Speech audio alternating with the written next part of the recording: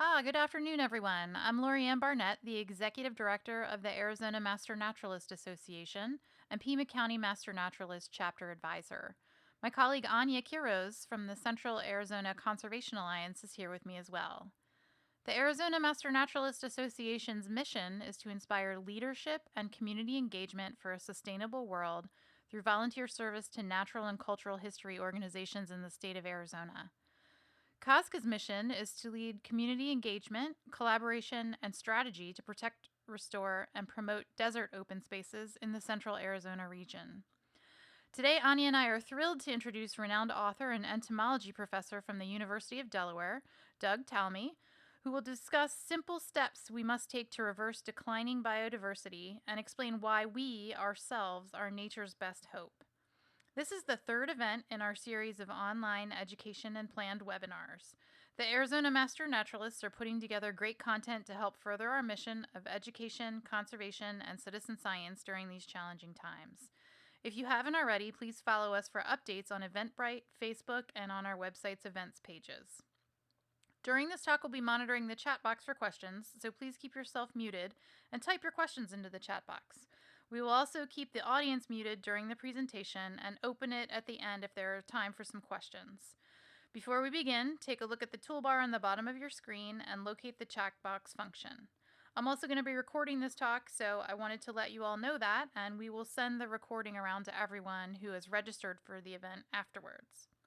And with that, I'd like to turn it over to Hillary Cox, a local phenology leader here in Tucson and a friend of mine.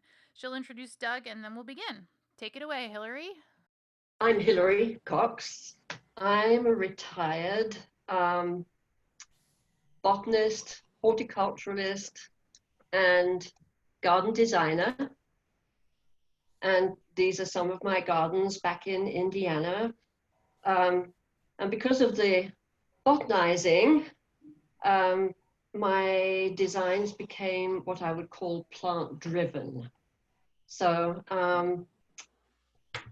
I first heard DougTallamy's name when I was invited to a Halloween party up in Wisconsin with the host was my co-author, Neil DeBall of Prairie Nursery, Wisconsin. And he would have these events every couple of years, and then he's a pyromaniac, so we would set everything on fire during the party. Anyway, I went, this is the only time I've ever dressed up. I went as a pollinator. And this attracted the attention of a mutual friend of mine and Doug's from the mid-Atlantic region. He came over and waxed eloquent about this professor guy at the University of Delaware, and he was an entomologist, and he was just coming up with this book. I promptly forgot his name. I met him for the first time when I was living in Indiana still, and this is my house there in the middle of all the encroaching development. Doug, you can't believe what it looked like now to what it looked like even when you were there. Yeah, I can believe it. And I knew that having read your first book, that we were definitely on the same page. I was using native plants as a blockade to stop being able to see all of these developments. So you might recognize this too, Doug. I do. The first book, Bringing Nature Home, and it was, as I say, speaking to me. I was doing most of the things that Doug was suggesting at that point. And he actually filled Clues Hall, Indianapolis, the second time he came. That's where Broadway shows come to Indiana to give their shows. And he filled it twice, as far as I remember. And now he has this is his third book, because in between there was Living Landscape with Rick Dark, the friend from the Halloween party. And I want to, just for those people here in Arizona, go into how we can help be Nature's Best Hope, and then I'll hand it over to Doug. Um, we moved into this house just under a year ago. And before we moved in, Hazel started with the water harvesting basins. She taught water harvesting at the University of Arizona several years ago. And naturally, she had to do this as soon as we moved. And then we've put the water harvesting tank, the guttering, and the plants are beginning to do their thing. We've got the birds beginning to arrive, the insects and the flowers, all of these, and of course the lizard on the wall. In the front yard, again, a water harvesting basin, and the water that we were very lucky. This has been an atrocious year for us in Arizona. We have smashed records left, right, and center for heat and drought, and we're still smashing them. So this shows that what you can do even in a brutal year like this. And I'm now going to hand over to Doug to say, please go ahead and explain how we can do this even better. Okay, thank you, Hillary. I hadn't heard any of those stories, so. No. That's good. All right, I do want to talk about what my idea of nature's best hope is. Now, I don't live in Arizona. I live in Southeast Pennsylvania, so a lot of my examples are from the East, but everything I'm talking about happens everywhere. So use your imagination and picture Arizona. And first thing I want to talk about is what happened last fall in the East. This is an oak mast from Massachusetts to Georgia to the Mississippi. All the red oak group got together and decided to make all their acorns at the same time. And that's what it looked like in a lot of places. Now, if you're easily entertained, maybe you took one of those acorns and just stared at it. I'm easily entertained. That's what I was doing. And this happened. I saw this little thing start to chew its way out. Of course, it's an insect larva, and it doesn't take long, maybe 5 minutes, and looks like a Pillsbury doughboy, finally plops on the ground. This is an insect larva, but it's a very dangerous time because it tastes very good and lots of things want to eat it. So it has to get below ground as fast as possible. So it wiggles and squirms, and again, about 30 seconds down it goes, where it stretches in all different directions and makes a little chamber. Then it converts itself into a pupa and stays there for 2 years. After 2 years comes out, it's an acorn weevil. A lot of people think weevils have big noses because it looks like they do, but that's actually an extension of the head capsule, and the mouth parts are way down at the end of that extension. Females use those mouth parts to chew a hole down into the center of the acorn. Turn around, they lay an egg, and that's how the larva gets into the center of the acorn. Now, you might wonder why they spend 2 years underground. Why don't they come out the next year? And the answer is that it takes 18 months for red oak acorns to complete their development. If they came out next year, there wouldn't be very many acorns available for them. But of course, that leaves a hole, a true vacuum, and you know that nature abhors a vacuum. Well, there are specialized ants that take advantage of that. 3 species in the genus Temnothorax love to live inside the vacated holes made by acorn weevil larvae. And if they find a vacated hole, they move their entire colony into it. They get very excited, spread the word, everybody carries, works very hard, and they can move that colony into the new acorn in about 30 minutes. Then they post a guard at the door here and make sure nobody else comes in. And that's where they'll live for the next 2 years until this acorn more or less falls apart. Well, about this time, my wife Cindy says, what is your point? What are you trying to tell us here? My point is that is one specialized interaction between a plant and organisms that occurs in my yard. It's one of actually millions of specialized interactions that comprise nature. This is another one. The relationship between jays of pretty much all species and oak trees. Jays are the primary dispersers of acorns. They can fly up to 2 miles away and bury those acorns. That's how oaks move around. If you want to have breeding pileated woodpeckers in your yard, you've got to have lots of carpenter ants because that's what they rear their young on. And you're not going to have carpenter ants unless you have the big trees that make those carpenter ants. You're not going to have this bee, Andrena facilii, unless you have Phacelia. That is the only pollen that bee can rear its young on. highly specialized relationship. As a matter of fact, there's a lot of specialized relationships between native bees and native flowers. Where I live, there are about 13 species of bees that can only reproduce on the pollen of sunflowers, and where you live, there's a lot more species. About 4,000 species of native bees in the US, at least 2,000 of them are highly specialized. You're not going to have Baltimore checker spot unless you have white turtlehead, and so on. So that is nature. It's a series of specialized relationships, but today those relationships are threatened. They're on the ropes. Nature itself is on the ropes. And they're on the ropes because we did not take Teddy Roosevelt's advice. You probably know that way back in 1908, the state of Arizona was ready to mine the Grand Canyon. And Teddy got wind of that, and he went to the canyon, looked out over the edge, and he said, leave it as it is. And with those 5 words, he started the process of forming Grand Canyon National Park. Well, that's good advice, but today it's no longer possible to leave most of the country as it was. There's only about 5% of the lower 48 states that's anything close to its original pristine ecological state. And that's because we have logged the country repeatedly. We've tilled it, we've drained it, we've grazed it. We have 770 million acres of rangeland in the US. Of course, we've paved it and otherwise developed it. We have straightened our rivers and dammed them, and you can spell that any way you want. We have polluted our skies and changed our climate for centuries to come. We've drained our aquifers. We've introduced more than 3,300 species of plants from other continents, many of which are running amok in our natural systems, as kudzu is doing here. In short, we have carved up the natural world into tiny remnants of its former self, each of which is too small and too isolated from the other ones in order to sustain the species that run the ecosystems that we all depend on. It doesn't seem very wise, but you might wonder why we've done that.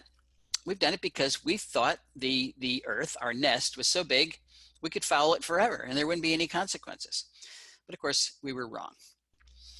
And we're getting headlines like this that remind us just how wrong we were. This came 2 years ago. The insect apocalypse is here. Talking about global insect decline. What does it mean for the rest of life on Earth? Followed by this one. North America had lost 3 billion birds in the last 50 years. That's a third of the North American bird population gone. As a matter of fact, the UN predicts we're going to lose 1 million species to extinction in the next 20 years. You know, and they report this as if it's just another headline. This is not an option, folks. That's like saying we're going to lose oxygen in the next 20 years and then just moving on to the next headline. It's not an option. We have to make sure that doesn't happen. Well, I could go on talking about the pox that we've delivered upon our environment and thus upon all of our houses, but that is not what this talk is about. This talk is about a cure for that pox. It's a cure that's going to take small efforts from a lot of people, but they will deliver enormous physical, psychological, and environmental benefits to everybody. Let's return to this headline. Insect apocalypse is here. What does it mean for the rest of life on Earth? Well, E.O. Wilson, the great Edward O. Wilson from Harvard, he's now professor emeritus. He's had a long, very distinguished career, certainly the most famous entomologist probably ever. He's 92, he still writes a book every single year. He told us what it means if we were to lose our insects. In this paper, way back in 1987, The Little Things That Run the World, he said, life as we know it depends on insects. And if they were to disappear, so would most of the flowering plants. They would disappear for lack of pollination. That would not only change the physical structure of terrestrial habitats, it would seriously alter energy flow through those habitats. And that energy flow is the food webs that support our animals, our amphibians, our reptiles, our birds, our mammals. They would all disappear. The biosphere, the living portion of the earth would rot. Come back here. Oops. Because of the loss of insect decomposers, right now they're rapidly turning over nutrients, but if they were gone, you'd only have bacteria and fungi. And you know, I could go on, but humanity would not survive any of those drastic changes. The good news is that none of that has to happen. We can save our insects, we can save our birds, we can save nature itself. But we're going to have to change the way we landscape in order to do it. Why do we have to do that? Well, remember, humans are products of nature. We are totally dependent on the services produced by healthy ecosystems. What do I mean? I'm talking about ecosystem services produced by plants. Here are just a few. How about the production of oxygen? That's still pretty important. Plants clean water and they slow its journey to the sea where it's too salty for us to really use. Enormously important one now, they capture carbon and pump it into the ground. You know, a third of the carbon that's in the air right now has come from removing the plants on planet Earth. Well, if we put those plants back, we could remove at least a third of that carbon. They build topsoil, they hold it in place. If we didn't have plants, the Earth would just be a rocky mass in space because all the topsoil would be in the ocean. They prevent floods, they dampen severe weather, and more. What do animals do for plants? They provide pest control services. They pollinate 90% of our flowering plants. They disperse the seeds, and again, other things. The point is that when we design landscapes that don't allow the production of those ecosystem services, we're shooting ourselves in the foot. This is no longer an option. It never was a good option. But it's a terrible one right now. We have 7.8 billion people on the planet, which is more than the planet can sustain. So we actually need more ecosystem services now than ever before.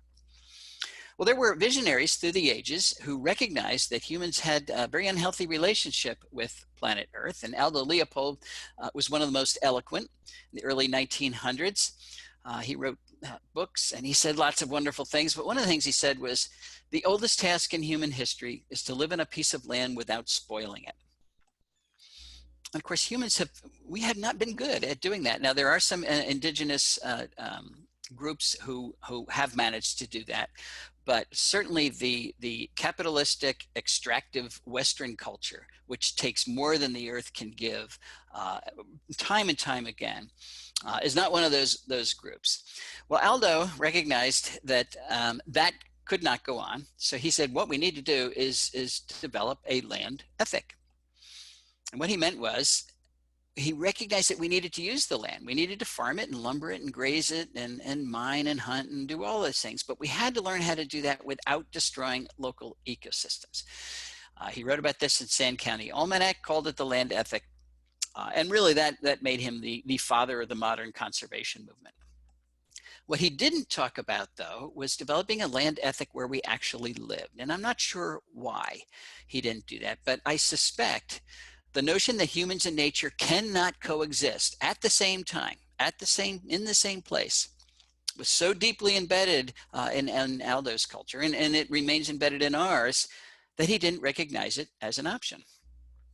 Well, I'm going to argue today that not only is living with nature an option, it's the only viable option that is left to us. You know, in the past, conservationists worked exclusively where people weren't. They were going to save nature where we hadn't already destroyed it. We got to turn that on its head now. We have to restore nature where people are.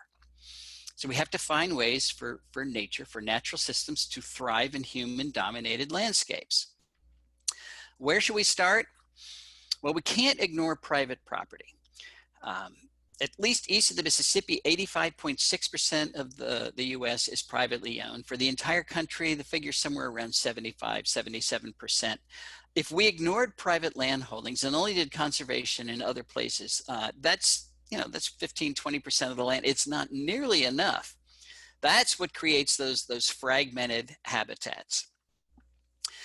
We also need to recognize that there are lots of opportunities for conservation in areas where we haven't considered in the past. How about power and pipeline rights-of-ways? There's 21 million acres of those that could be really good areas for scrub habitat. Railroad rights-of-ways. Golf courses, 2 million acres in golf courses. Airports are 3 million acres. The Denver airport is twice the size of Manhattan. These are not small places. Then we have all the places where we live, suburbia, exurbia, urban centers, hundreds of millions of acres there. Road size, we have 4 million miles of paved roads. All of them have 2 sides. If you add up just those areas, and you can think of others, that's 599 million acres where we could do conservation, where we're not presently thinking about it. How big is 599 million acres? Well, it's bigger than Vermont, plus New Jersey, plus Maine, Virginia, New York, Georgia, Florida, Oklahoma, plus Montana, California, even Texas in there. All of those added up together, less than 599 million acres. So not having a place to do conservation is not the issue. We can do it almost anywhere. What is it we want to do? We want to restore natural interactions. Will it be exactly what was there before we came and messed it up? Probably not. Some of it will be, but we can restore functional relationships, those specialized relationships that are nature. But to do that, we have to start with the species that other species depend on. Not all species contribute to ecosystem function equally. So we have to start with the building blocks, and then other species will come. And in terms of establishing food webs, which is essential, we have to get the energy that plants capture and store in their leaves. We have to get that to other organisms if we're going to have viable food webs. Most animals don't eat plants directly. They eat something that ate plants, and most of that something is insects, and most of those insects, it turns out, are caterpillars. So caterpillars are essential to creating viable food webs. They transfer more energy from plants to other organisms than any other type of plant eater. Elephants or wildebeest, anything. If you took caterpillars out of the system, you're going to have most of the energy locked up in the plants, and that will not be a viable ecosystem. Let me give you an example from Carolina chickadees. It's true with all the chickadees. It's actually true with most of our terrestrial birds. During the winter, they eat seeds, but they can't rear their young on seeds. So when they're reproducing, they switch to insects. They become 100% insectivores. And if they're in a healthy environment, they will rear their young exclusively on caterpillars. And as I said, they're not exceptions. 96% of our terrestrial birds rear their young on insects, and most of those insects are caterpillars. And I can back that up with a little bit of data. This is a citizen science project that one of my grad students recently finished, Ashley Kennedy. She had people, asked people to take pictures of birds during the breeding season when they were carrying food to the nest from all over the country, and then send the pictures to her, and she would identify what was in the beak of the bird. She got about 7,000 pictures, so she had a good data set to work with. And you're looking at the results for 20 bird families in North America. The green bars represent the percentage of the nestling diet that was caterpillars. And in 16 out of the 20 bird families, caterpillars dominated the diet, the nestling diet. So imagine what would happen if we took caterpillars out of the system. 16 out of the 20 common bird families, with lots of species in each one, would no longer be able to breed. So there's something special about caterpillars, and we need to find out what it is.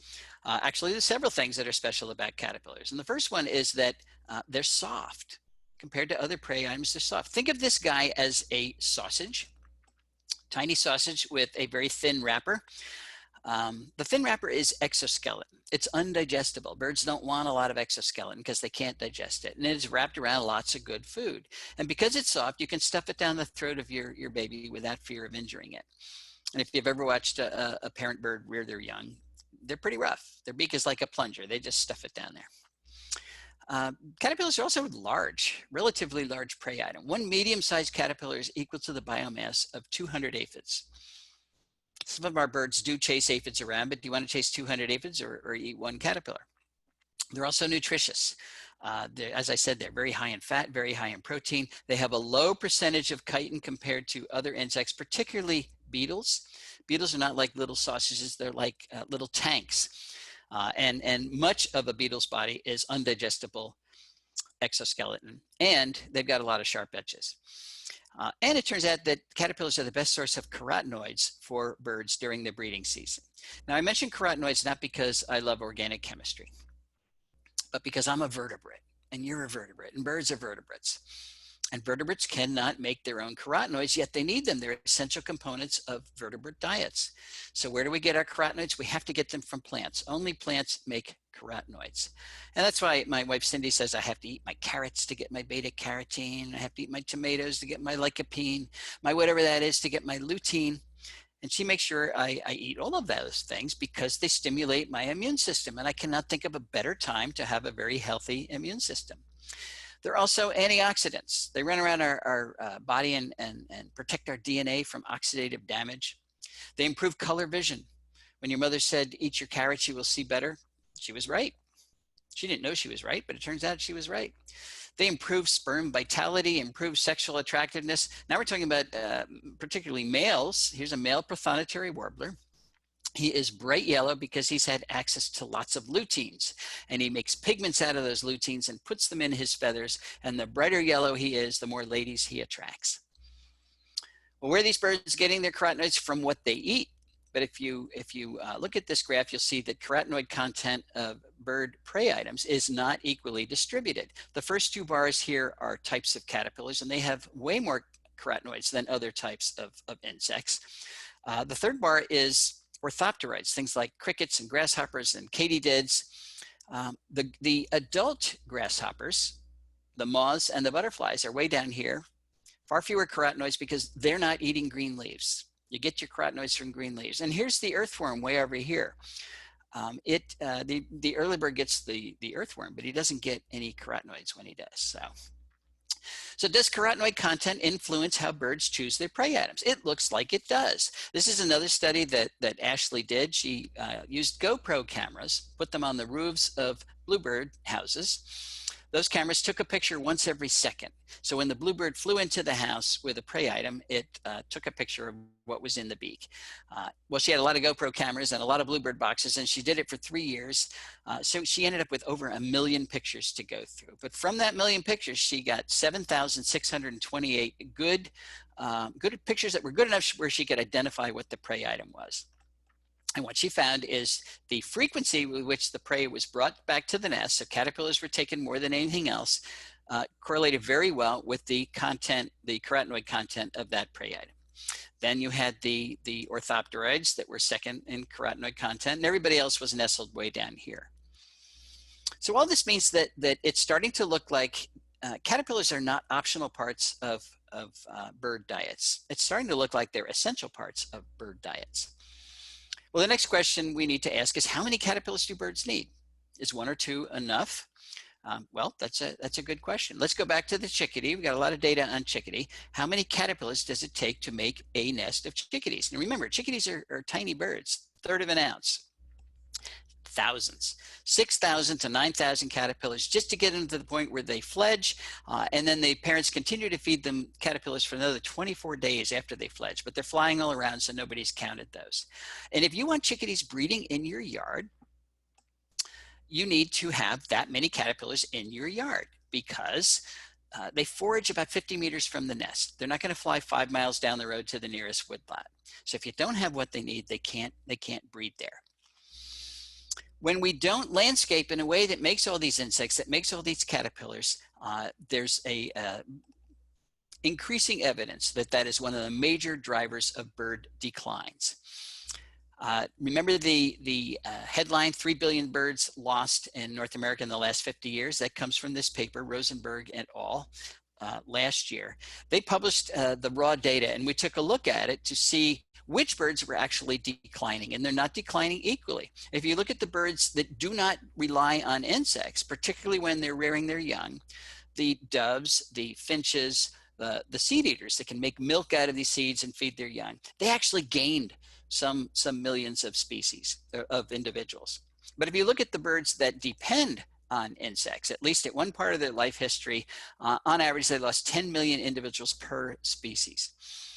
So pretty strong correlation. It doesn't show cause and effect, but it certainly makes me suspicious.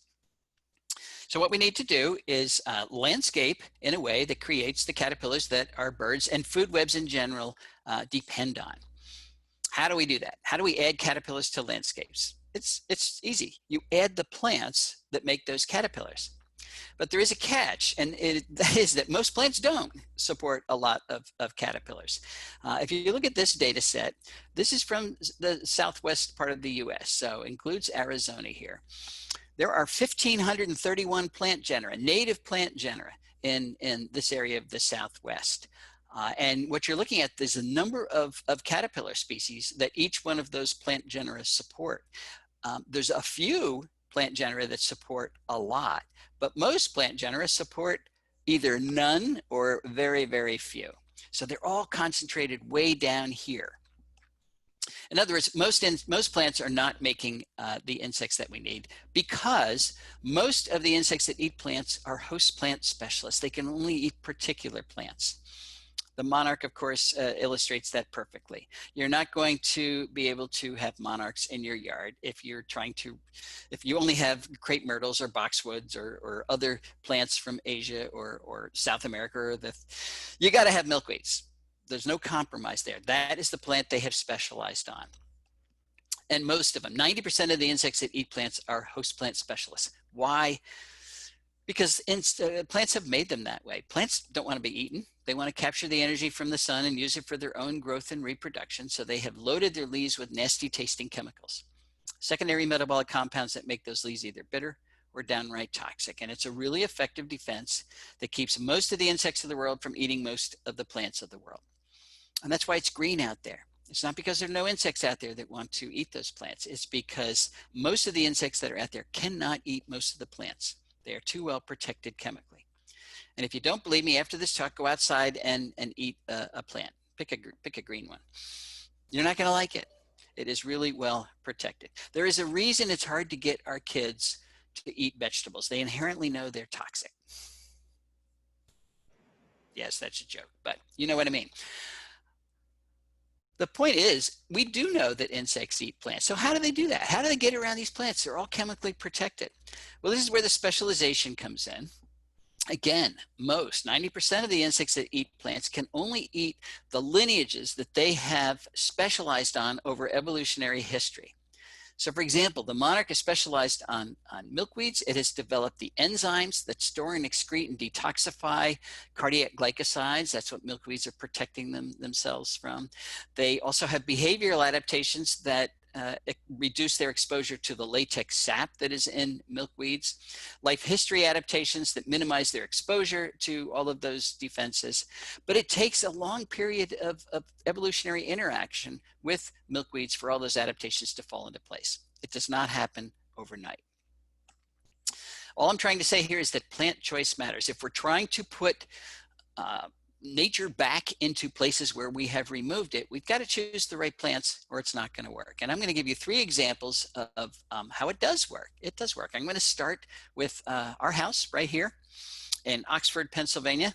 I am sitting in that window right now. When we moved in, it was a farm that was divided up, and it had been farmed for 300 years before we moved in. This area of the country was colonized very early on. And the soil was exhausted. And the final thing they did on this property was to mow it for hay. And the hay really was a bunch of non-native invasive plants all chopped up that they called hay. So in most of the area when we moved in, this is what it looked like. That's my wife, Cindy, and what she's getting ready to do here is to remove multiflora rose and oriental bittersweet and Japanese honeysuckle and bush honeysuckle and miscanthus and barberry and calorie pear and ailanthus and Norway maple. And these are all the common invasive plants in this part of the world. So, you know, if you have a problem from invasive plants, don't give up.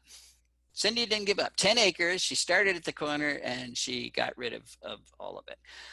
What did I do while she was doing that? I told her she was doing a good job, but I also was busy putting plants back. And I was a little selfish about it. I put the plants back that I knew or I hoped would attract the types of caterpillars I wanted to take pictures of. And one of them was the Canadian owlet. I hadn't ever seen one. I wanted to take this picture. So in order to get Canadian owlets, I knew, that's what the adult looks like, by the way, just like a leaf. I knew I needed meadow rue. That is the only plant they eat. They're host plant specialists on meadow rue, but we didn't have any meadow rue and there's no meadow rue around us. So I knew it wasn't going to colonize. I still don't know where there's any meadow rue around here, but I got some seeds from somebody and planted them. It should be here. I mean, it is a native plant in this area, but again, when you farm it for 300 years, you wipe out pretty much everything that's there. So I planted meadow rue, but I didn't know how many years it would take for the Canadian owlet to actually discover this plant. So I didn't go check it very often. It germinated well, that was good, but it was about a month before I went out and looked at it. And when I did, it was almost defoliated because it had attracted the Canadian owlet so fast. So that was a resounding success. We now have a very healthy population of meadow rue and of Canadian owlets. Well, the same thing happened with the goldenrod stowaway, that beautiful moth. I wanted to attract it to our yard. That's a misnomer, by the way, it has nothing to do with goldenrod. It's a specialist on this plant, Biden's aristosa. Again, we had no Biden's aristosa, but I did know where a population was about 15 miles away. And I got some seed from there and brought it to our house, spread very nicely. It took about a year for the goldenrod stowaway to find it, but we now have a good population of both. I wanted hackberry emperors because it's a butterfly that ought to be at on our property. That's what the adult looks like. Well, hackberry emperors, of course, need hackberry. They're specialists on hackberry, and we didn't have any hackberry, so I planted some hackberry. Another big success. I went out this June, looked at one of my hackberry branches, just one branch. There were 9 hackberry emperor caterpillars on it. That took about 3 years for the hackberry emperor to find it. I did not plant goldenrod, came in on its own, and along with it came the things that eat goldenrod. Goldenrod, by the way, supports 110 species of caterpillars where I live. Things like the brown-hooded owlet, the Arsidra flower moth, the goldenrod leaf miner, the distinct Sparaginothus, goldenrod gall moth. Now this is what I'm waiting for, the goldenrod flower moth. For some reason, it has not found the goldenrod at our house. So this is anticipation. That's what the caterpillars look like. It's like waiting for the ketchup to come out. I anticipate finding this every single year. Hasn't happened yet. It's going to happen, and that will be a great day. Planted Virginia creeper for the same reason. I wanted to attract beautiful caterpillars like the Pandora Sphinx and its equally beautiful adult.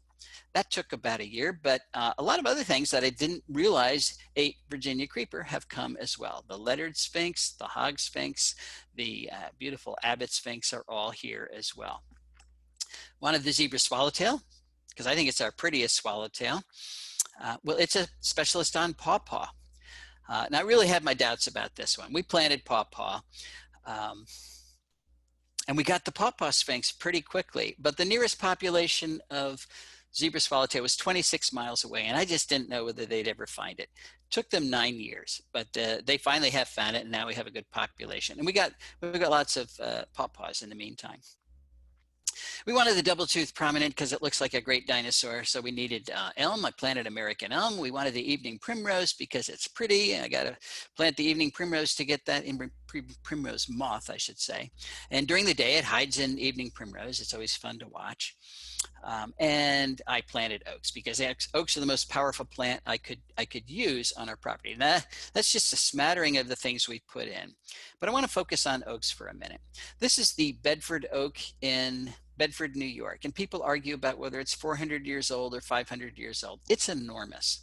But a lot of people think you need an enormous oak like that or it's not going to contribute to your local ecosystem. Not so.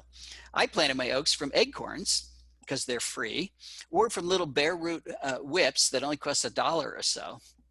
And right away, things like the solitary oak leaf miner, Juvenil's dusky wing, the yellow-shouldered moth, the orange-headed epicalema, the red-washed caterpillar, yellow-vested moth, the orange-tufted oneida, the spiny oak caterpillar, two-spotted oak punky, variable oak leaf caterpillar, red-humped oakworm, orange-humped oakworm, the pink-striped oakworm, the delightful dagger moth, the pleasant dagger moth, the lesser oak dagger moth, the greater oak dagger moth, the streaked dagger moth, the afflicted dagger moth, the crown bucolatrix, the white blotch heterocampa, the oblique heterocampa, the red line panapoda, the laugher, and literally hundreds more species of moths, I haven't counted the butterflies yet, have come to the oaks I put on our property. And they came right away. This is a seedling pin oak, just popped up above the leaves here. And here's a crocus geometer standing on the ground, still eating that tree. So they contribute immediately. This is a view of our house taken from the same perspective that I took the original picture. We have a little lawn here. We're very traditional, but we have put a lot of the plants back. And I continue to add new plant lineages. And every time I do, I get new species of moths. So I made it a goal to take a picture of every species of moth that I could find on our property. And I've been doing it for 4 years now. I'm up to 1,012 species of moths that I have found right here. And I'm not finished. I'm still adding species. So think of this as 1,012 species of bird food. And because of that, we have recorded 55 species of birds that have bred on our 10 acres. You know, I saw this headline last week. World Wildlife Fund says 2/3 of the wildlife have vanished since 1970. Not at our house. Not at our house. I think we've increased wildlife by 2/3 or more from what it was when we moved in. This is reversible if we all get busy. But I know what you're thinking. You don't own 10 acres. Can this work in a typical suburban yard? That's a good question. Let's go to Margie and Dan Terpstra's yard in Kirkwood, Missouri. They live in a typical suburban neighborhood outside of St. Louis, and they're surrounded by people with typical large lawns, and they are very typical. But the major invasive plant in Kirkwood, Missouri is bush honeysuckle. Everybody seems to have it, but Margie and Dan Terpstra got rid of their invasive plant. They planted lots of natives, and they put in what they call a bubbler in their backyard. And then they sat back and started to count the birds. They're up to 149 bird species that have come to their yard to use their property, including 35 warbler species. Just to put that in perspective, we've recorded 8 warbler species at our house. We have 10 acres, they have 0.6 acres, less than 1 acre. So yes, it can work on smaller properties. What about in urban yards, ones that are actually in the city? Let's go to Pam Carlson's yard in Chicago.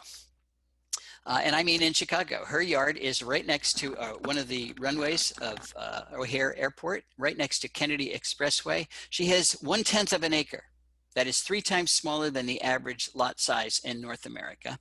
She took out her invasives, put in 60 species of plants, again, put in a little water feature, and she has recorded 116 species of birds that have used her yard, including a woodcock. So if you haven't seen a woodcock lately, you can go to Pam's house. There is no connectivity with her preserved land. With her house and any type of preserved land. She's an island, but yet she's had this success. But what about right in the middle of a city center? 82% of us are in North America live in cities. So will it work there? Well, in 2014, I was looking at this plant, Asclepias tuberosa, common name butterfly weed, which reminds me, we have a serious marketing issue with our native plants. We call them weeds and then wonder why people don't plant them. We're not going to do that anymore. This is no longer butterfly weed. This is going to be Monarch's Delight. So I was looking at Monarch's Delight, and the first thing I saw was this bee, a megachilid bee. I know it's a megachilid bee because it carries its pollen on its tummy, not on its legs. It's a leafcutter bee, and leafcutter bees have very specific requirements.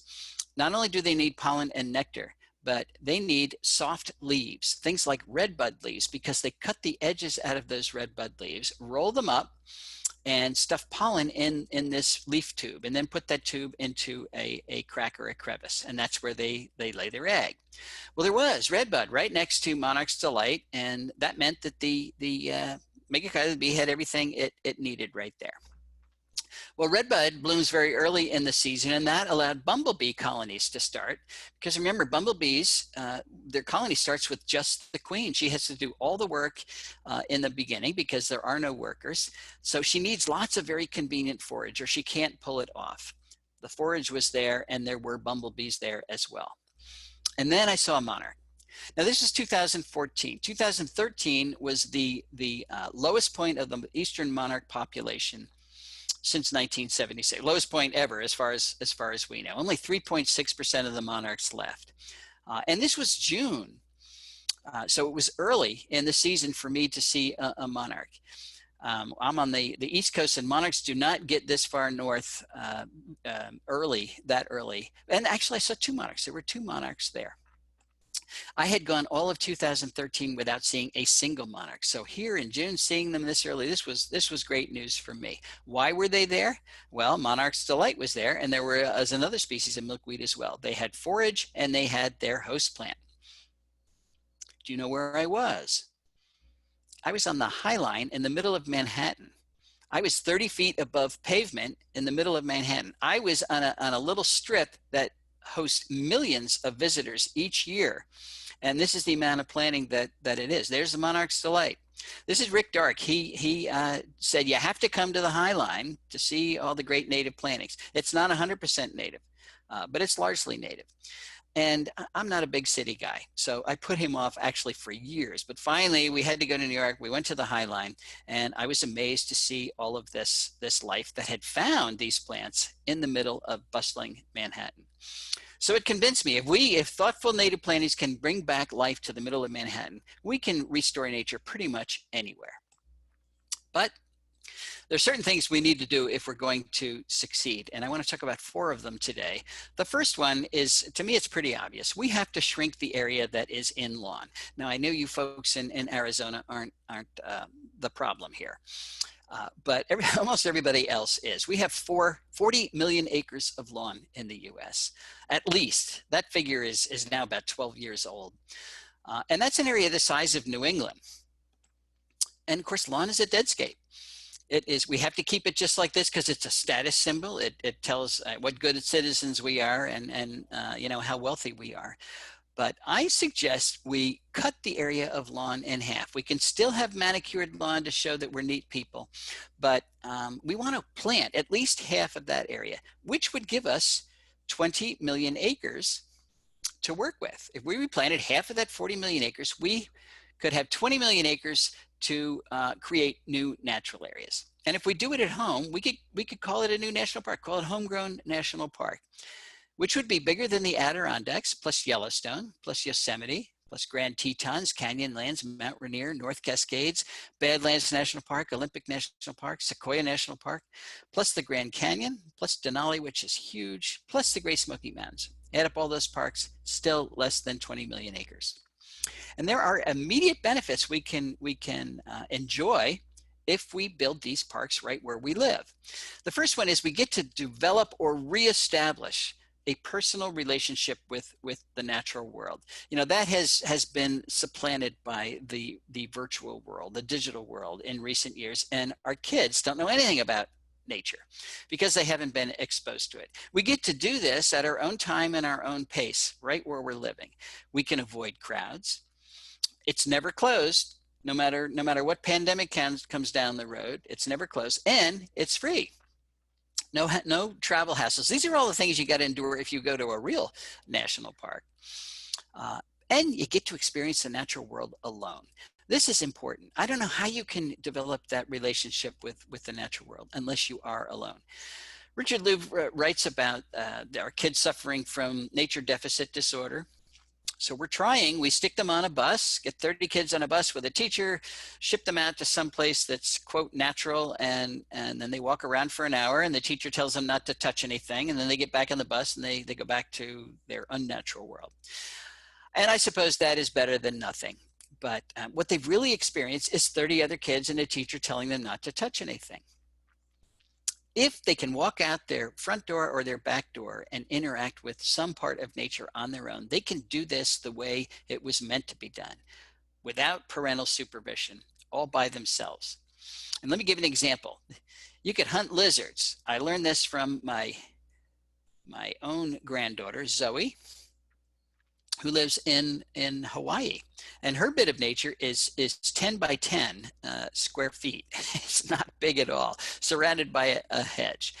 But there are little anole lizards there. So she has sent me this picture to explain how you hunt lizards.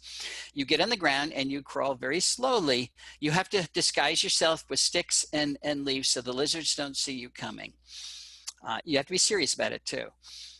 And you can wear your best dress, it's okay, but you sneak up on the lizards and then you can hunt them.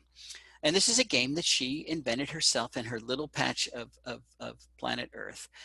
And you know, she's not gonna do that forever, but I guarantee that she will remember hunting lizards in Hawaii for the rest of her life. That's the type of experience I'm talking about.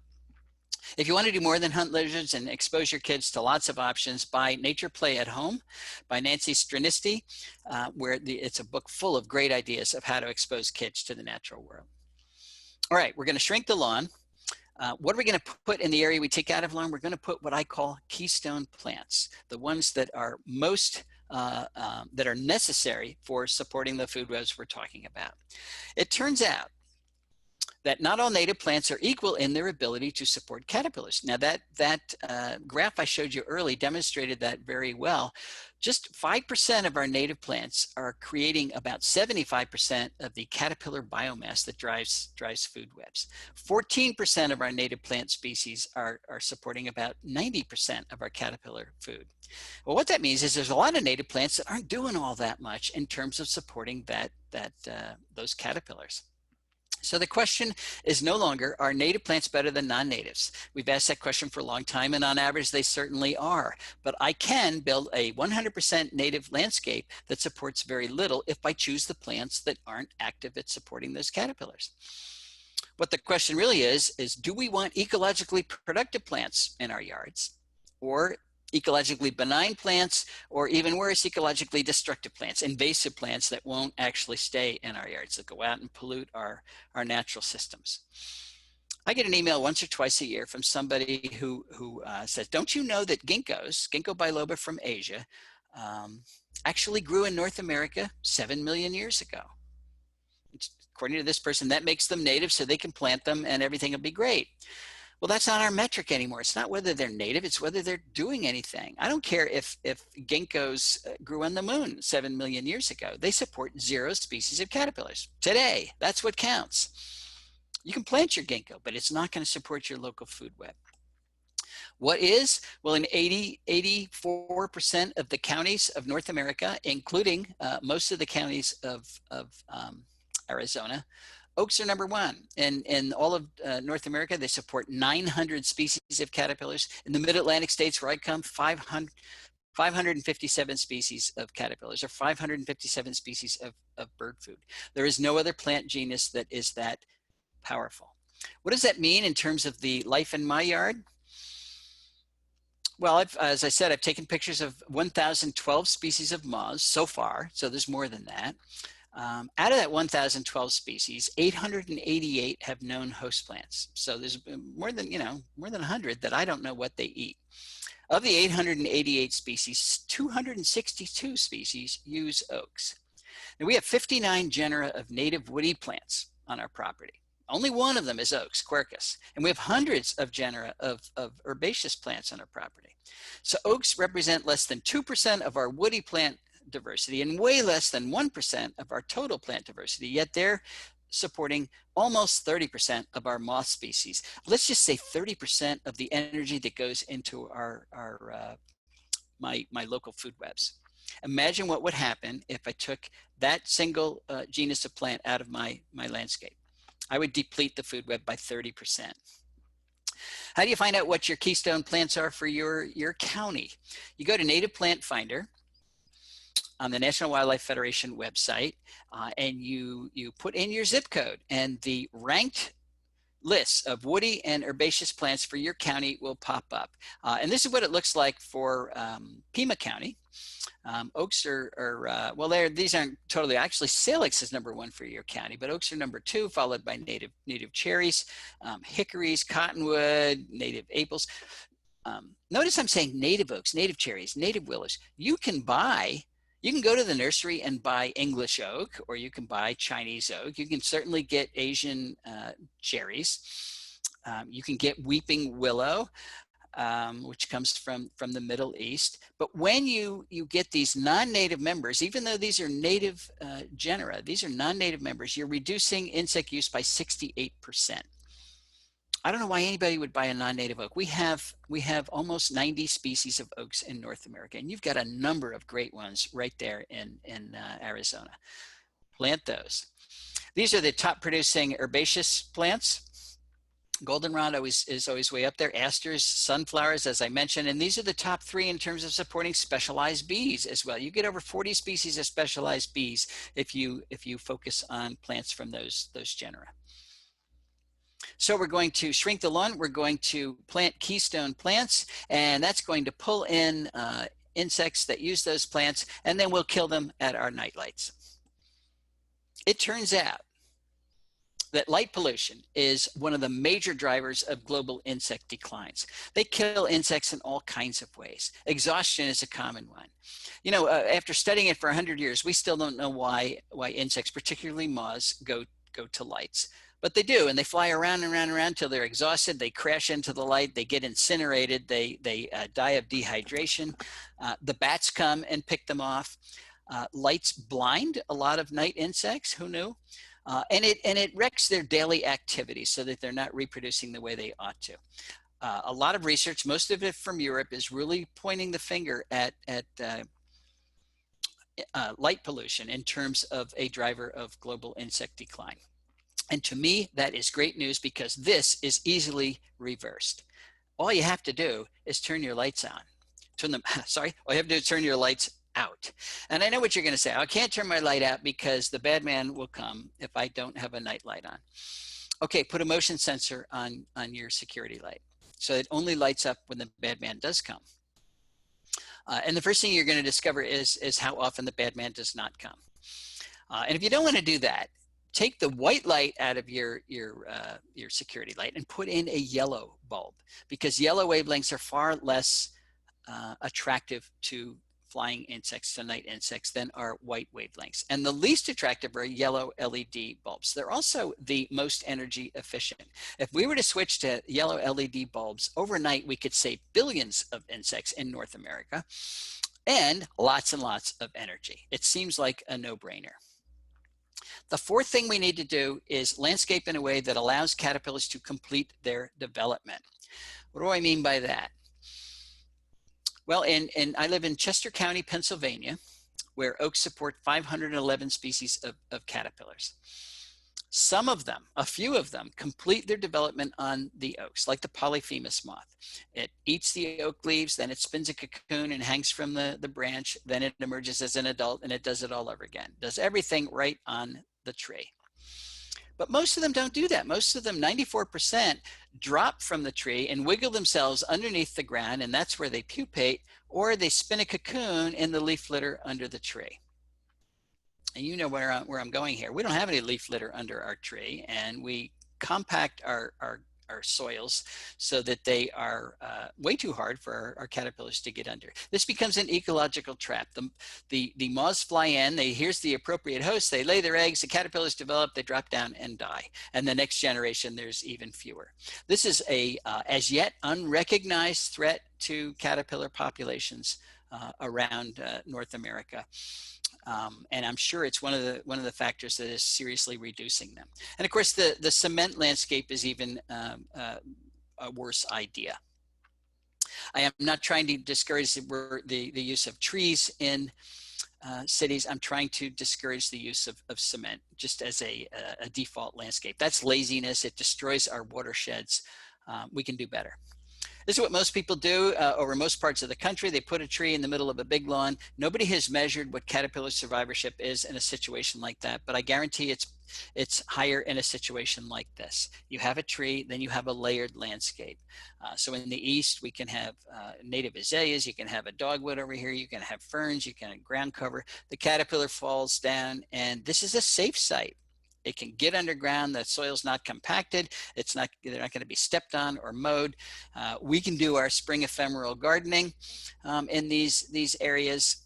Again, safe sites, or we can put in ground covers. I'm sure you've got ground covers for your dry areas out there. Safe sites. This is wild ginger. We have native pachysandra, mayapples, lots of options.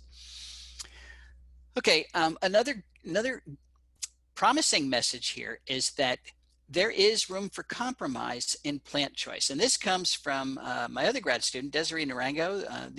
Both students have graduated at this point, but she worked with Carolina chickadees in the suburbs of Washington, D.C.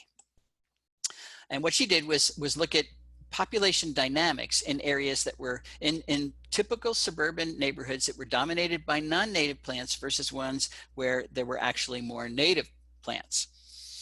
And when they were dominated by these introduced non-native plants, they produced 75% fewer caterpillars. So right away, the chickadees had 75% less food to rear their young on. Those landscapes were 60% less likely to have breeding chickadees at all.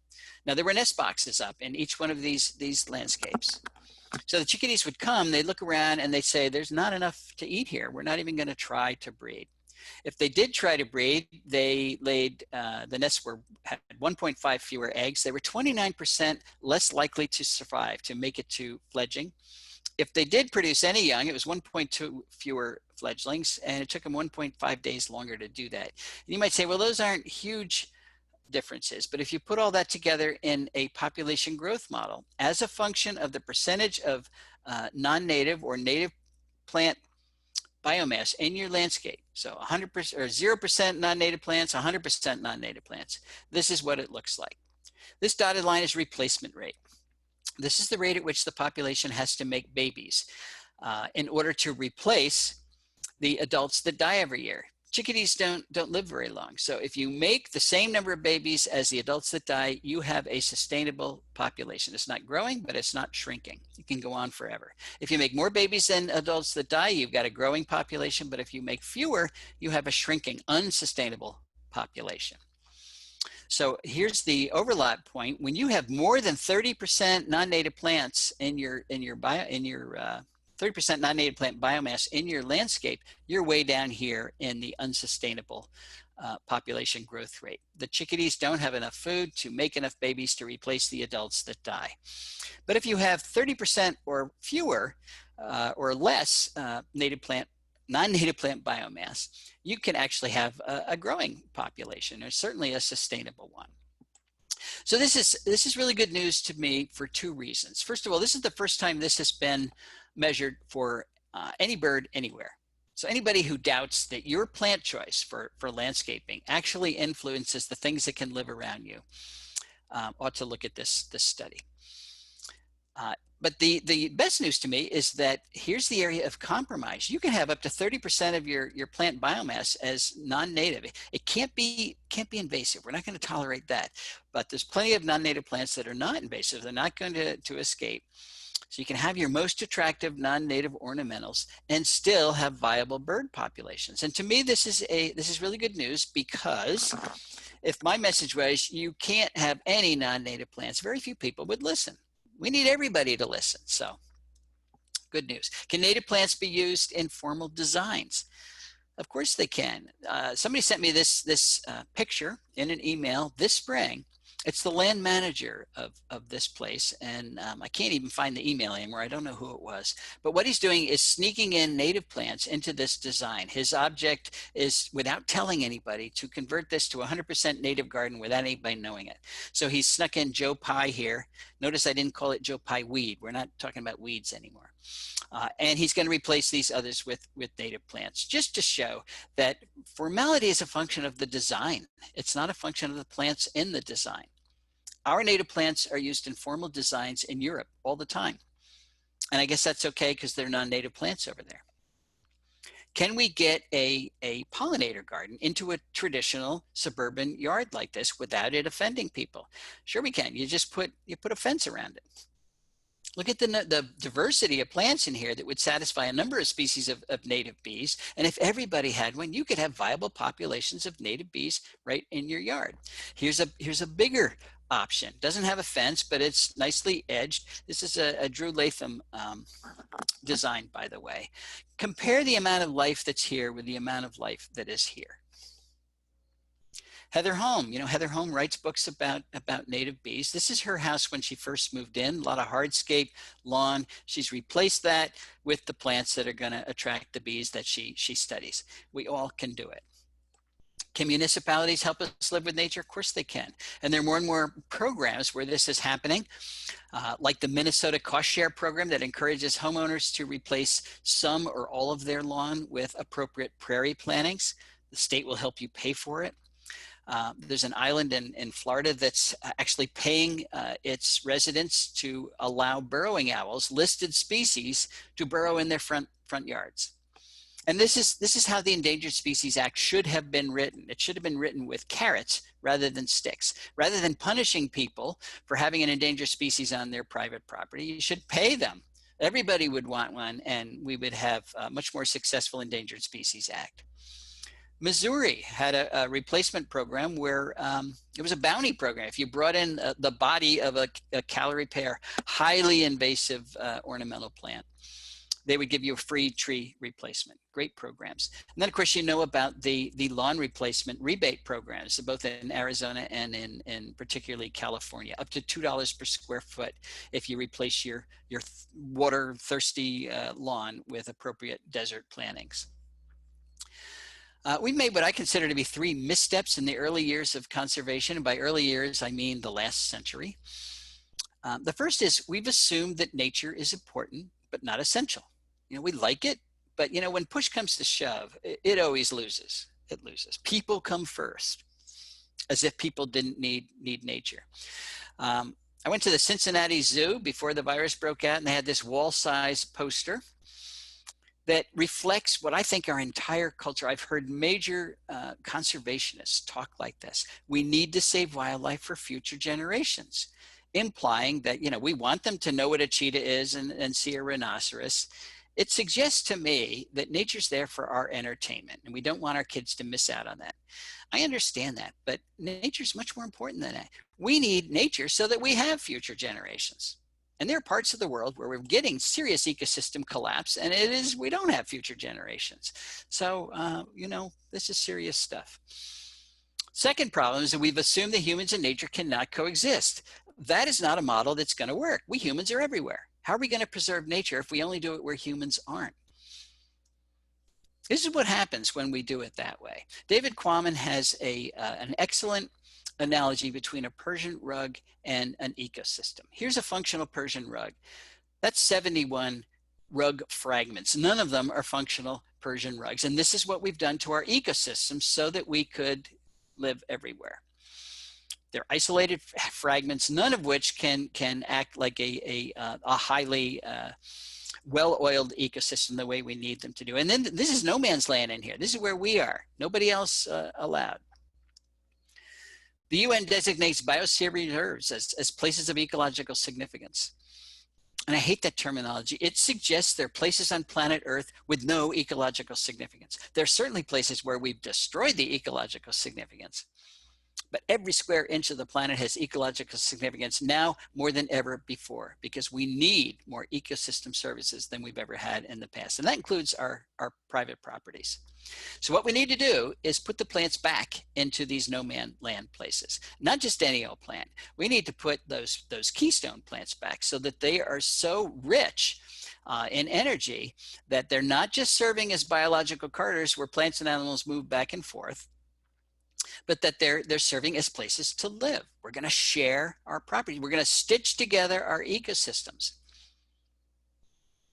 Stitch our rug together. We can do this. It's easy. It's easy. Our third misstep was to leave Earth stewardship to just a few specialists, few ecologists, few conservation biologists. We did not see it as an inherent responsibility of every human being. I have no idea why we've gone that route, because every person on the planet requires healthy ecosystems. We all depend entirely on the quality of Earth's ecosystems. So why wouldn't we all bear the responsibility for good Earth stewardship? Stan Rushworth, a Cherokee elder, has said that the Western settler mindset was, I have rights. And that's certainly our mindset today. I have rights. The mindset of indigenous people is, I have obligations. And you know, we're not born with these mindsets. We're taught them. We need to start teaching this one a whole lot more. We, as residents of planet Earth, which may be the only source of life in the entire universe, we have obligations to maintain it. It doesn't mean you have to save biodiversity for a living, but you can save it where you live. And I like this approach because it empowers each one of us. You know, our problems today are so large. We all feel powerless. We feel like there's nothing one person can do. Not so when it comes to saving biodiversity. You can go out and put that keystone plant in your yard, or volunteer in a nearby park and help to do the things that are going to restore nature there. And you will see the difference. You can go out and measure that in a very, very short period of time. One person can make a difference. One person is an essential component of the future of conservation. That approach also shrinks the problem down to something that's manageable for each one of us. Don't think about the entire planet's problems. Just focus on the piece of planet Earth that you, quote, own, or the place that you can volunteer in. Shrink the lawn, get rid of your invasive species, put in a pollinator garden, and use those keystone plants. And you know, if we do that on all the private property in the US, we'll be 75 to 85% done. So as property owners or as volunteers, each one of us has the power. We certainly have the responsibility to fix dead landscapes like this. Whether or not we determine to do so is going to determine nature's future, nature's fate, which will in turn determine our own fate. Now, I've convinced my grandchildren that you are nature's best hope. I hope I've convinced you as well. Thanks very much. Wow, thank you so much, Doug. That was fantastic. You've really provided us with some great foundational information to start developing habitats on our own personal properties and a nice overview of all of that. So I know we have some questions that came in. So do you mind if we field a few of those? Anya and I can open up there. Okay, Anya, I'm going to kick it to you first, if that's okay. And you can go through some of the ones that you've got, and then I'll go through my list. Sound good? Yeah, that sounds good. The first one that we had gotten, you kind of feel, oh no, here we go. The first one we had was the frequency of insects eaten related to percent in population? So this is when we were. Which study are they talking about? They're talking about the chickadee study? Chickadees, yes. You know, birds are opportunistic when they're foraging. They're going to take the caterpillars that taste good, that are not protected with hairs or allelochemicals. With the frequency, I know they're talking about, usually talking about Ashley's study with the bluebirds.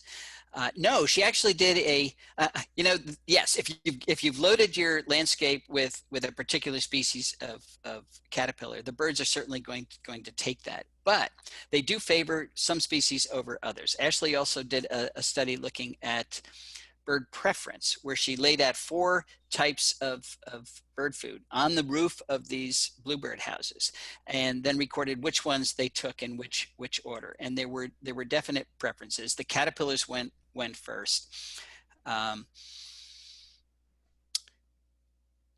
And they were all there in equal density. So this is how she was controlling for the abundance in the study.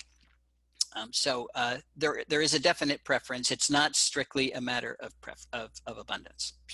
That's a very poor answer to that question. It's wine time, by the way, and I haven't had it, so I need a little boost here. Totally. All right. I think, and I don't know if you have a question, Lorianne, or if you want me to keep going with mine. You just go ahead with yours, and I do have a couple that I wrote down from the chat box, so we can get to those next. Sound good? Okay, so then the next one that I had, and I think this is actually my last one, this is when we were talking about light and how much that really does affect, populations of insects. So we live in a corner that has a street light. I can't imagine the county being receptive to my suggestions. And this is from Suzanne. Suzanne, thanks so much for your question. Any suggestions on how to start really talking to your municipality or your county about changing lighting? And so any ideas, obviously maybe suggesting a change in the light bulb, as you said, as opposed to actually turning that off. But yeah, I thought that was a great question. If you have any suggestions on how to start conversation. Well, we will never solve a problem if we don't recognize that it is a problem. And I am guessing that the people who control the lighting on your street have not heard about global insect declines. They haven't read E.O. Wilson. They don't recognize these are essential creatures. So they don't know there's a problem here. Of course, they're not going to change it unless they know that. In Europe, they are making progress. They're even taking out streetlights in some places and putting in reflectors so that you can see where you are.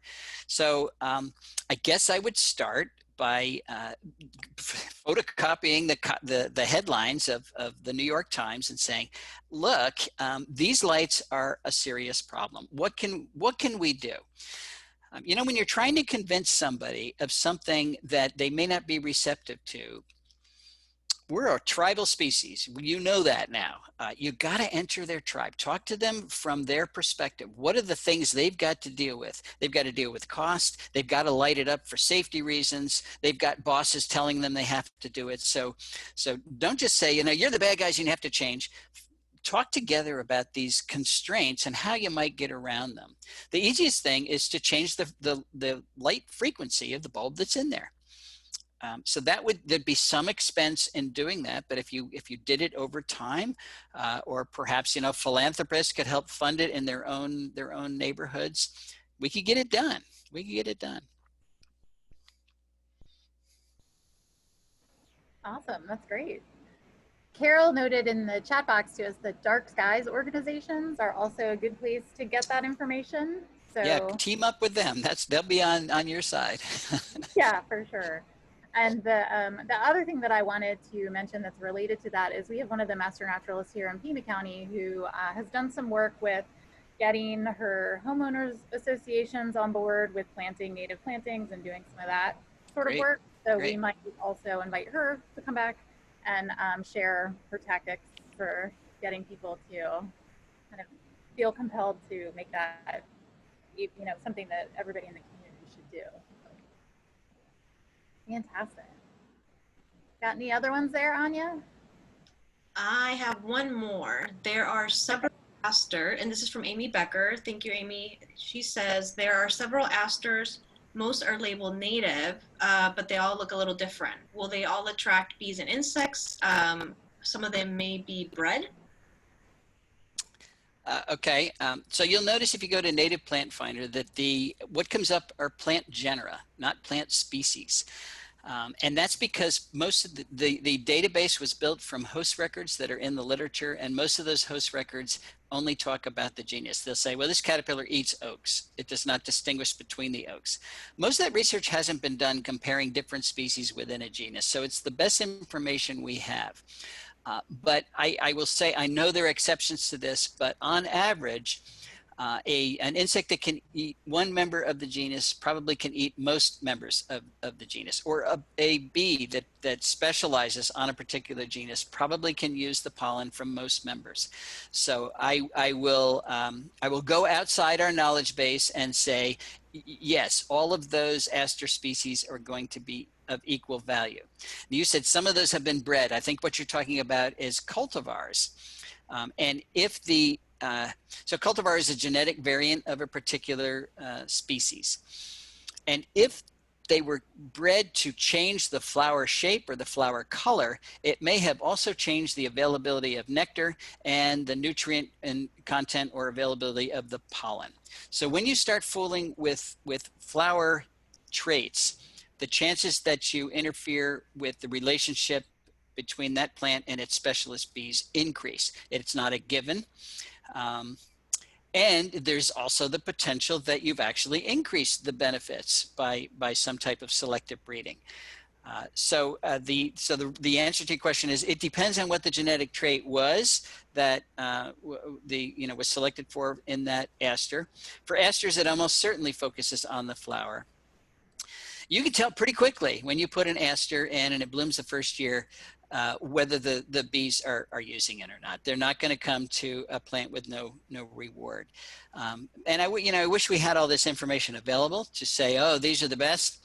That's a lot of research, all needs to be funded. So at this point, we don't know. But if you can get straight species, you know that does work. Thanks, Doug. And that is the last of my questions. I know that there's some folks that have been chatting in the chat box, but that's the last of mine. Okay, that sounds good. I had a question for you, Doug. I don't know if you want to clarify this, but we sometimes have this question come up in our Master Naturalist trainings.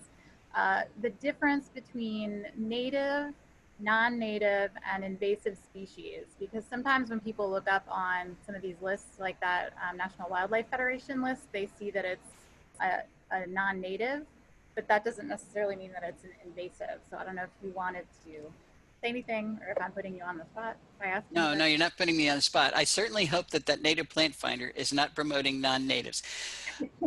But keep in mind, it gives you the genus, and there are non-native members of that genus. So the database is built solely from native records. So you want to get those. But what's the difference? The definition of a native, you can find several definitions in the literature. My definition is one that has had evolutionary experience with the plants and animals around it. There's some kind of evolutionary history there, so that they have had the chance to develop the specialized relationships that comprise most of nature. So when you bring in a plant from Asia, it hasn't had that chance. It's got its own chemical defenses. Our insects don't know what to do with it. It'll be many thousands of generations before they can adapt to be able to use that particular plant.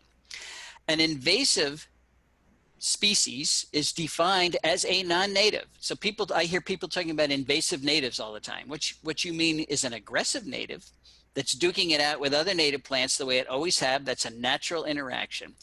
But a true invasive species is a non-native that is displacing native plants or animals. And the reason it can do that, a lot of people say, well, these are superior plants or these are superior animals, we should let them do it. They're not superior. They're here without any natural enemies. It's not a fair fight. The competitive interaction is not fair. Many of the invasive plants around the country, but particularly in the East, are only invasive because deer have made them that way. Deer selectively eat all the natives around them and won't touch them. So you end up with only autumn olive, or you end up with only bush honeysuckle, or only barberry, only porcelain berry. That happens all the time. If you take deer out of the overabundance of deer, and I know you've got overabundance too, out of the equation, our natives are quite competitive with those non-native plants. So let's see, we did invasive plant, we did native. Non-native would be a plant that has no evolutionary experience with the community that it's in. And when we bring non-natives into a native ecosystem, it's called a novel ecosystem, because now the interactions are evolutionarily novel. They are just happening for the first time, and it's going to be eons before they establish the relationships that make it a productive ecosystem. Yeah, that's great. Thank you.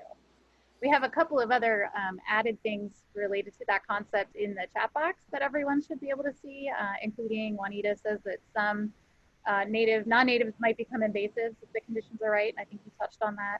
Carrie Ann mentions, especially here in our ecosystem where we've got an elevational gradient, in some cases, the plant might be native or something that is supported in the Sonoran Desert, but if you travel up in the elevation, it might not be something that is supported in that community. So things moving around elevationally is another issue.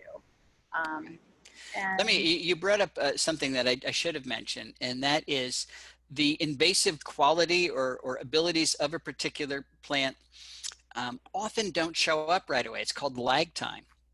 So Japanese honeysuckle, for example, was sold in the ornamental trade for 70 years before it escaped and started to be everywhere. Same thing with English ivy. And there's a density effect here.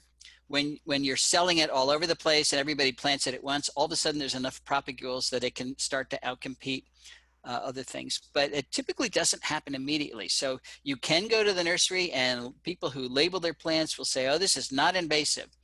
So what you might think is it's not invasive yet. And that doesn't mean it will be. It's not a guarantee, but it's not a guarantee that it never will be invasive either. Right. Yeah, for sure. And we've got several notes in the chat for some of our favorite local nurseries here. I know in Tucson, we've got Desert Survivors and Spadefoot Nursery. They specialize in some of those things, and they're very well versed in telling you what kind of pollinator plant interactions you might have if you have planted those things in your yard. So we always like to recommend shopping at a locally owned business rather than a big box store for your plants. You should probably know a little bit more about what you're getting when you get it. So, okay, let's see. Did I miss anything else in the chat box? Yeah, I think now I do have one question. Sure. Thoughts on assisted migration in recognition of climate change from Betty. I don't know if you have thoughts on that, Doug. And then we're also having a lot of conversations about honeybees and honeybees being invasive. So that's really okay. let's do assisted migration first. This is controversial. Most ecologists that I know do not support this. But to me, it doesn't even make logical sense if you really think about what climate change is. Most people consider climate change this gradual warming where things are moving north, and if we move our plant from the south up north, it'll be ready for those warmer temperatures. But that's not what we're actually seeing. What we're seeing with climate change is increased variability. So I live in the East, and we have just completed the coldest spring and summer and rainiest spring and summer and now fall that we've had in I don't know how long. Many years. We had 2 serious frosts in May that killed a lot of things because we had these polar vortex that comes down, and that's happening more frequently because the jet stream is not controlled as well as it used to be. You people have more serious droughts, and you know this gradual change is not happening. It's these sudden terrible rainstorms or terrible droughts. Fire is certainly a part of it that our plants and animals have to deal with. If I were to move camellias, for example, from Georgia up to, of course, that's a non-native plant, but a lot of people plant it. If I were to plant it in southern Pennsylvania, it might make it through a couple of winters, but then we're going to have one of those polar vortices, and it would kill it. And that is true for so many of the native plants. So also, if you move a plant, depends on how far you move it, but if you move it a good distance, you're removing it from the community that it co-evolved with. And then it's there without its natural enemies, without its diseases. And that's, we don't want to do that. So the best thing to do is to fight climate change as much as we can, minimize the changes that we're seeing. The plants and animals that are here are going to have to adapt to it on their own. But adaptation happens when you have a lot of genetic variability in the population. If there's no genetic variability in the population, there can be no evolution. It won't change at all. So what we want to do is make sure that our plant populations have a lot of genetic variability. And that's a good reason not to be planting cultivars, because they are typically clones that have 0 genetic variability. And that's something most people don't think about. So let's see, honeybees. Honeybees are non-natives. And we brought them over, and they do escape their, they split, their colonies grow, and then they split and become feral bees. But even if they don't split and become feral, we move their hives around. Now, most of our crops are also non-native plants, and honeybees are excellent pollinators of agricultural crops. They have a very long flight range, so they can forage far from the nest. We can move them around, so they are a very convenient agricultural tool. But when we take huge honeybee colonies and we put them in a natural area, they are competing with the available forage, the pollen and the nectar that our native bees require. And that has been an underappreciated issue with honeybees. Part of the problem is that both for honeybees and for native bees, we don't have nearly enough forage. We have, those lawns, there's nothing to eat there. We've taken away blooming plants and the diversity of blooming plants that we need almost everywhere. We need to, if we had bountiful forage, there wouldn't be the serious competition with honeybees and native bees that we have here. It's one of the major reasons that we do have colony collapse syndrome. They don't have enough energy to make it through the winter. We've also introduced a whole bunch of diseases and things, but one of the ways to address that is without saying we have to get rid of all of our honeybees, because you're going to have a tough one with that, is increase the amount of forage. That's what those pollinator gardens are all about. Yeah, that's great. That's a great point. To think about ways to bring it back to reality with having these places where the native pollinators also are supported, instead of thinking about exterminating the non-native honeybees, which do, at this point, serve a purpose agriculturally speaking as well. Yep. Good. There's two things that I wanted to point out that I saw go by in the chat box as well, because people are asking this. I know there's a Maricopa seed library now that is online, available for you to purchase local native seeds from that library. And we also have the same thing here in Pima County, run through both of our county library systems. So I recommend people check that out. Folks that have questions that aren't in Tucson about where they can buy native plants might want to check their local extension offices to see if they can make recommendations for nurseries that sell native plants to you. And I know there's an extension office in most counties, so that shouldn't be something that you can't find if you do a quick Google search. Danielle put the list there, or the website there in the chat box for the Maricopa Seed Library, and Carrie Ann points out that those seed libraries are free. So if you're willing to grow something from seed, which is fun, then that's for you. And you can return the seeds that you have from the plants when you grow them back to the seed library to repropagate that whole system. So I think that's a really neat thing to do. Okay, well, I think we will pause the questions for now, but I did want to just give you all some information about our two organizations before we sign off. If you are interested in the Master Naturalist Association, there is the website at the top of the page there that I'm showing you. I hope you can see my slide. And we have a couple of trainings coming up in January of 2021 in both Pima County and Maricopa training, and the applications are online there. And in Prescott, we have a chapter forming that's hoping to create a training sometime in later 2021. So stay tuned for that. We also want to give a big shout out again to the Central Arizona Conservation Alliance. And if you look on their website, you can see some other events that they're hosting, and hope that you'll tune into that. And lastly, I do want to say thank you so much to Doug again for doing this presentation for us and sharing all that great information. I think we're all excited to go out and read your book if we haven't done that yet. And Hillary, I don't know if you want to say any parting words before we sign everybody off. She's masked. She's muted. If you're saying something, we can't hear you. Wait, unmute. I can't hear what you're saying. I'm sorry, yes. It was hidden behind my laptop. Yeah, we feel that if we can do what we have done here, we did a lot of this same kind of thing that we're doing here in our new house at our previous residences. And we've lived in Arizona for quite a while. I'm not going to listen to people's excuses of, oh, we can't do that because it's the desert. Yeah, it's the desert. Go out and look at what's growing out there and then bring that into your yard, because that's what grows. Good point. Really embrace your place. Thanks, Doug. You're Good welcome. to see you. Great. Well, thank you all so much for joining us.